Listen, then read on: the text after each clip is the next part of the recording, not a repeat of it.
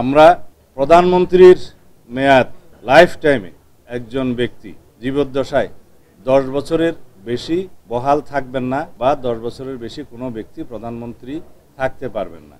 এই বিষয়ে আমরা একমত। তবে এই জাতীয় সংস্থাগুলো এনসিসি বা সাংবিধানিক নিয়োগ কমিটি এই জাতীয় সংস্থাগুলো দিয়ে নির্বাহী বিভাগের সমস্ত কর্মকাণ্ডকে সমস্ত জায়গায় ইন্টারফেয়ার করার যেখানে সম্ভাবনা থাকে এগুলো করা হয়, তাহলে আমরা সেই প্রস্তাবটা গ্রহণ করতে পারবো না।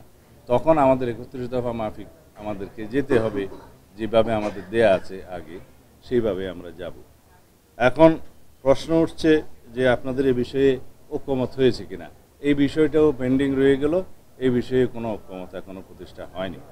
সংবিধানে রাষ্ট্র পরিচালনার মূলনীতি হিসাবে সাম্য, মানবিক মর্যাদা, সামাজিক সুবিচার, গণতন্ত্র এবং ধর্মীয় স্বাধীনতা ও সম্প্রীতি এই কথাগুলো উল্লেখ থাকবে।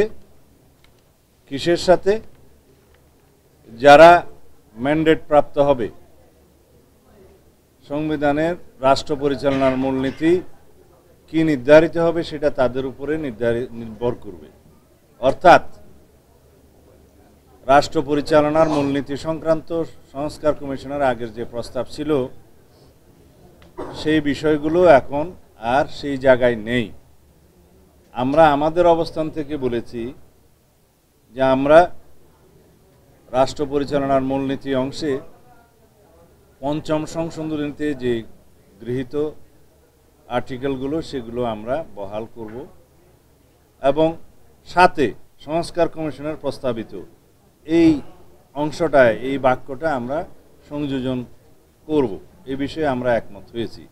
তবে এটা ঐক্যমত্য প্রতিষ্ঠা হয় নাই, কারণ সংবিধানের প্রস্তাবনা এবং রাষ্ট্র পরিচালনার মূলনীতিতে আপনারা জানেন রাষ্ট্র পরিচালনার মূলনীতি অংশে আর্টিকেল 8, 9, 10 এবং 12 সম্পর্কিত যেই প্রস্তাবটা আগে ছিল সেই প্রস্তাবে অংশে আমরা পঞ্চম সংশোধনীতে উল্লেখিত গৃহীত সেই আর্টিকেলগুলো প্রতিস্থাপন সহ এই অংশটি আমরা ধারণ করতে চাই।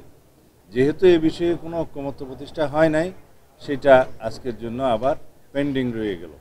আগের যেটা এনসিসি নামে আপনারা জানতেন, সেই এনসিসির ক্ষেত্রে আজকে একটি সংশোধিত প্রস্তাব সংস্কার কমিশনের পক্ষ থেকে উত্থাপন করা হয়েছে। তা হলো সাংবিধানিক ও সংবিধিবদ্ধ প্রতিষ্ঠানের নিয়োগ কমিটি। ওনারা একটা কমিটির প্রস্তাব করেছেন, তার মধ্যে প্রধানমন্ত্রী, স্পিকার নিম্নকক্ষের, স্পিকার উচ্চকক্ষের, বিরোধী দলীয় নেতা, প্রধান বিরোধী দল ব্যতীত অন্যান্য বিরোধী দল সমূহের একজন প্রতিনিধি, রাষ্ট্রপতির প্রতিনিধি উইদিন ব্র্যাকেট আইনের মাধ্যমে নির্ধারিত যোগ্যতা সম্পন্ন। 7 প্রধান বিচারপতি কর্তৃক মনোনীত আপিল বিভাগের একজন বিচারপতি। 7 জন দাঁড়ায়। এই কমিটি সাংবিধানিক ও সংবিধিবদ্ধ প্রতিষ্ঠানের নিয়োগ সংক্রান্ত এবং অন্যান্য যে পাওয়ার অ্যান্ড ফাংশন আগে উদ্ধৃত ছিল তার মধ্যে 2টা বিষয় ওনারা বাদ দিয়েছেন। সেটা হচ্ছে 3 বাহিনী প্রধান এবং অ্যাটর্নি জেনারেলের নিয়োগ এই কমিটির আওতাভুক্ত থাকবে না। কিন্তু আমাদের কথা হলো, এই যে সংবিধানে নতুন একটা বডি বা নতুন একটা কমিটি সংযুক্ত করতে চাচ্ছেন, সেই বিষয়ে আমাদের পরিষ্কার কথা হলো, আমরা চাই রাষ্ট্রের সাংবিধানিক প্রতিষ্ঠান এবং সংবিধিবদ্ধ প্রতিষ্ঠানের মধ্যে সবগুলো নয়, আবার সংবিধিবদ্ধ প্রতিষ্ঠানের মধ্যে ওনারা উল্লেখ করেছেন দুর্নীতি দমন কমিশন এবং সাথে আবার মানবাধিকার কমিশনও উল্লেখ করা হয়েছে। স্থানীয় সরকার কমিশন যেটা উল্লেখ করেছে সেটা এখন বিদ্যমান নাই, এটার অস্তিত্ব নাই যদি হয়, এবং আইন দ্বারা নির্ধারিত অন্যান্য নিয়োগ সেটাও উল্লেখ করেছেন।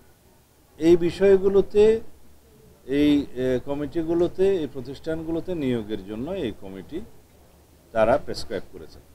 এখানে আমাদের বক্তব্য হলো, রাষ্ট্রে সাংবিধানিক প্রতিষ্ঠানে নিয়োগের জন্য যে সমস্ত সাংবিধানিক প্রতিষ্ঠানের জন্য বিদ্যমান আইন রয়েছে তার মধ্যে সংস্কার করা হোক এবং ওইখানেই সার্চ কমিটিগুলো নির্ধারণ করে দেওয়া হোক, যেখানে নির্বাহী বিভাগের প্রভাবমুক্ত হয়ে সেই সাংবিধানিক প্রতিষ্ঠানসমূহের আইনে নিয়োগের ব্যবস্থা থাকে এবং সেখানে আমাদের এডিশনাল বক্তব্য হলো সেই প্রতিষ্ঠানগুলোর জবাবদিহিতা এবং স্বচ্ছতা বজায় রাখার জন্য সেই আইনে বিধান থাকতে হবে।